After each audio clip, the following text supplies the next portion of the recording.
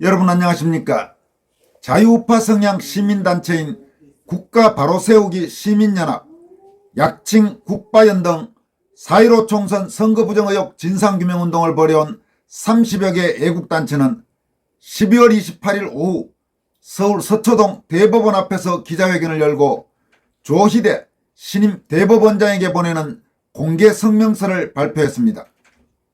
이들 단체는 성명서에서 지금의 대한민국은 삼권분립이 무너지고 헌법기관들은 특정 이념 세력에 장악된 지 오래됐다라면서, 그러나 법치를 바로 세워야 할 대한민국 대법원은 공정과 상식을 내던져버린 채 내로남불식 패거리 판결을 일삼아왔다라고 지적했습니다. 특히 문재인과 김명수 휘하의 대법관들은 법의 해석도 아전인수격으로 해석하며 대한민국의 법치를 파괴하는 데 앞장서 왔다면서, 문재인 정권과 김명수 휘하 대법원의 이념적 편향성과 막가파식 법치유린의 행태는 2020년 4월 15일에 실시된 국회의원 총선 무효소송에서 절정에 이르렀다라고 비판했습니다. 국바연 등은 성명에서 새로 임명된 조희대 대법원장은 존경받는 저명한 법조인으로 정평이 나 있으나 들리는 소문에 의하면 4.15 부정선거에 대해서 아시는 바가 없고 또 이 시대에 어떻게 부정선거가 있을 수 있느냐고 하신다고 하니, 부정선거의 진실을 알고 4년을 투쟁한 애국시민들로서는 참담하기 그지 없다라고 밝혔습니다. 이들은 김명수가 대법원장에서 물러나기 직전인 10월 28일 대법원이 약 126건의 선거 무효소송을 일괄 기각 처리하는 사법 쿠데타를 저지르고 말았다면서, 조희대 대법원장은 지금부터라도 아직 남아있는 4.15 부정선거 소송 사건들을 신속하고 정의롭게 심리하시길 바란다라고 촉구했습니다. 그럼 지금부터는 국가 바로세우기 시민연합 등 애국단체들이 이날 기자회견에서 발표한 뒤 조희대 대법원장 측에 전달한 성명서 전문을 소개해드리도록 하겠습니다. 성명서 수신 조희대 대법원장님, 발신 국가 바로세우기 시민연합 국바연 외 35개 단체. 인간은 본래 본성이 악하여 권력을 잡으면 독재를 하고자 하는 욕망이 있기 때문에 이 욕망을 방치하면 히틀러와 같은 전체 독재 국가가 탄생하고 북한과 중국 같은 기형적인 공산 독재 국가가 출현하게 되는 것입니다. 이것을 방지하기 위하여 인류가 디자인한 가장 좋은 제도가 자유민주주의며, 자유민주주의는 공정한 법치를 기본으로 하여 특정 권력이 헌법기관을 장악하여 독점하지 못하도록 삼권분립제도를 두고 있습니다. 만약 삼권분립이 무너진다면 그 다음은 독재국가가 출현하게 되는 것입니다. 그러나 지금의 대한민국은 삼권분립이 완전히 무너지고 헌법기관들은 특정 이념 세력에 장악된 지 오래입니다. 민주당 국회의원들은 문재인 정권의 천문학적인 부패 스캔들을 수사하지 못하도록 하기 위하여 검수완박을 실행했으며, 주민자치법, 차별금지법, 노란봉투법과 같은 공산주의로 가는 이념적 악법을 마구잡이로 발의 또는 통과시키고 있습니다. 그러나 법을 유린하는 악한 세력들로부터 사회 상규와 정의를 사수하여 법치를 바로 세우고 정치 권력의 독재를 견제해야 할 최상위 기구인 대한민국 대법원은 좌파 이념 세력들로 장악돼 공정과 상식을 내던져버린 채 내로남불식 패거리 판결을 일삼아 왔습니다.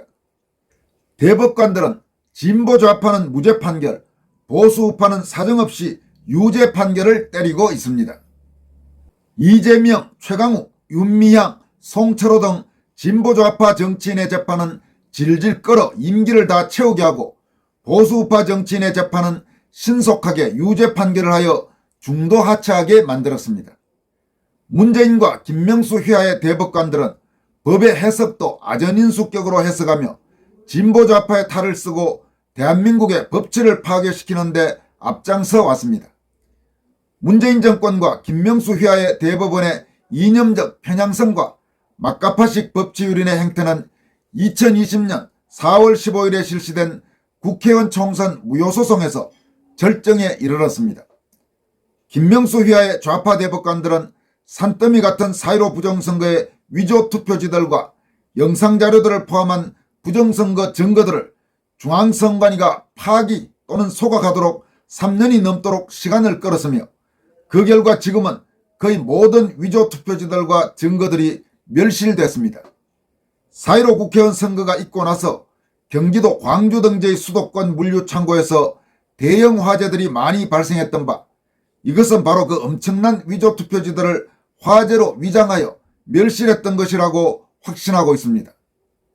중앙선관위는 득표율 조작의 주범인 전자개표기를 전면 교체하여 내년 총선에서는 새로 교체된 전자개표기를 사용할 예정이라고 발표했는 바, 이 역시 대법원이 4.15 부정선거의 핵심 물증인 전자개표기를 압류하여 포렌식하지 못하도록 비호하고 있기 때문입니다. 뿐만 아니라 대법관들은 중앙선관위가 2020년 4.15 국회의원 총선 사전선거에서 서울, 인천, 경기 수도권 지역의 약 123개 모든 국회의원 선거구에서 단 하나의 예외도 없이 63대 36으로 약 27% 차이로 더불어민주당에 높게 표를 몰아주는 득표율 전산 조작의 명백한 증거가 있음에도 불구하고 3년이 넘도록 선거 무효소송 재판을 5건 정도만 샘플로 심리하고 나머지는 심리조차도 하지 않고 있다가 올해 10월 28일 김명수 대법원장 퇴임을 앞두고 약 126건의 전국 선거 무효소송을 일괄 기각 처리하는 사법 쿠데타를 저지르고 말았습니다.